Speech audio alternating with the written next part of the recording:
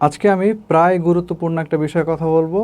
আপনারা দেখবেন যে মাঝে মাঝে আমি মিনি ইউপিএস রিভিউ করি, যেগুলো কিনা আসলে রাউটার এবং অনুকে ব্যাকআপ দেওয়ার ক্ষেত্রে কাজে লাগে। বেশিরভাগ ক্ষেত্রেই দেখা যাচ্ছে যে রাউটারের গায়ে যে অ্যাম্পিয়ারটা লেখা থাকে তার তুলনায় মিনি ইউপিএস এর অ্যাম্পিয়ার সাপ্লাইটা একটু বেশি থাকে। তো সবার মনে একটাই প্রশ্ন যে এতে করে আপনার রাউটার অথবা অনুর কোনো ক্ষতি হওয়ার সম্ভাবনা আছে কিনা, বা যদি হয় তাহলে সেটা কীরকম, আর যদি না হয় তাহলে সেটা কেন না। তো এই পুরো বিষয়টাই ব্যাখ্যা করার জন্য আজকে আপনাদের সাথে আছে আমি মাঝহারুল ইসলাম, এবং আপনারা দেখছেন টিএসপি মানে টোটাল সলিউশন প্লাস। বেশি সময় নেব না আপনাদের, খুব সংক্ষেপে উত্তরটা দিয়ে দেব।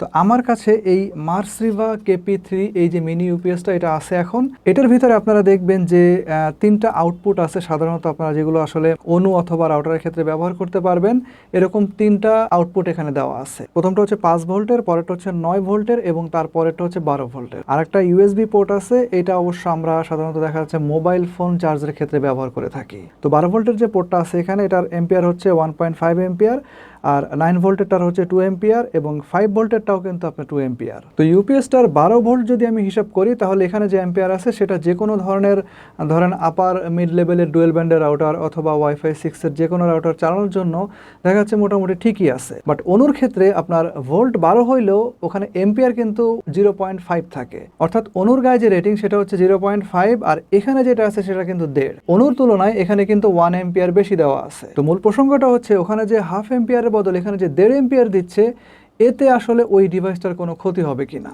তো সিম্পলি অ্যান্সারটা হচ্ছে না।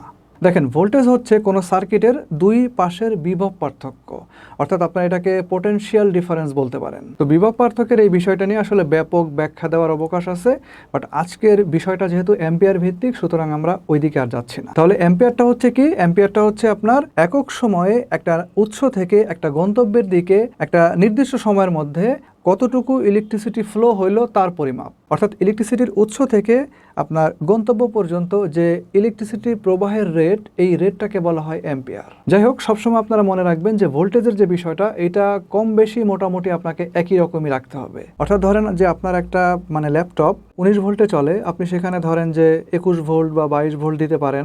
অনেকে বলে যে আরও বেশি দিলেও নাকি চলে। যাই হোক, অতটা এক্সপেরিমেন্ট করে আমার দেখার সাহস হয় নাই। অপরদিকে ভোল্টেজ যদি একদম কমায় দেন, তাহলে দেখবেন যে ডিভাইসটা রানই করতেছে না। আর অ্যাম্পিয়ার যেটা, ওটার ক্ষেত্রে যদি আপনি চিন্তা করেন, তাহলে যে কোনো কম্পোনেন্টই, ইলেকট্রিক্যাল কম্পোনেন্টই আপনি দেখবেন যে তার যতটুকু অ্যাম্পিয়ার দরকার ততটুকু রেখে বাকি অ্যাম্পিয়ারটুকুকে ডিসকার্ড করে দেবে। অর্থাৎ প্রতিটা ইলেকট্রনিক ডিভাইস আপনার তার দিকে ফ্লো হয়ে আসা যতটুকু অ্যাম্পিয়ার তার দরকার ততটুকু রাখবে, বাকিটুকুকে সে গ্রহণ করবে না। তবে এই ডিসকার্ড করার একটা নির্দিষ্ট সীমা পরিসীমা আছে।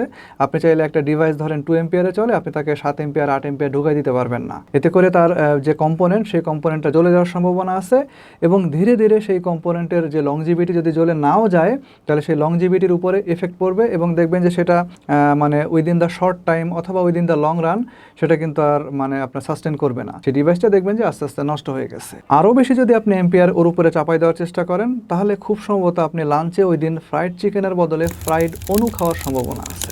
তো সব মিলিয়ে কথা হচ্ছে যে মিনি ইউপিএসগুলোতে এম্পিয়ারের রেটটা একটু বেশি দেওয়া থাকে। আপনার 12 ভোল্টে দেখবেন যে 1.5 দেওয়া থাকে। তো অনু যদি আপনার 0.5 এম্পিয়ারে চলে, আপনি যদি সেখানে 1.5 এম্পিয়ার দেন, তাহলে 1 এম্পিয়ারকে সে ক্যান্সেল করে দেবে।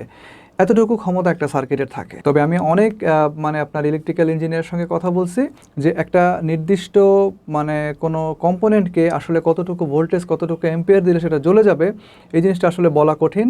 তবে মূল বিষয়টা হচ্ছে যে আপনি সেই এম্পিয়ারটা বা ভোল্টেজটা কোন ডিভাইসকে দিচ্ছেন তার উপরে ডিপেন্ড করবে। আর এম্পিয়ারের কথা যেটা বললাম একটু আগে, যে ওইটা ভোল্টেজের মতো অতটা আসলে স্ট্রিক্ট না। এম্পিয়ারের ক্ষেত্রে আপনি বেশ ফ্লেক্সিবিলিটি পাবেন। আপনি একটু সামান্য এম্পিয়ার যদি বেশি আসে, সমস্যা নাই, তবে খুব বেশি দেওয়া যাবে না, আবার খুব বেশি কম হলেও আপনি দেখবেন যে আপনার ডিভাইসটা পারফর্ম করতেছে না। এম্পিয়ার কম দিলে ডিভাইসের যে পারফরমেন্স সেটা স্লো হয়ে যাবে। সেটা স্লো বলতে কি, ধরেন আপনার যদি রাউটার হয় তাহলে স্লো হয়ে যাবে নেটটা, অথবা সে ডিভাইস ম্যানেজমেন্টে একটা ঝামেলা করবে। অনু যেটা, সেটা আবার লিঙ্ক ছেড়ে দিতে পারে।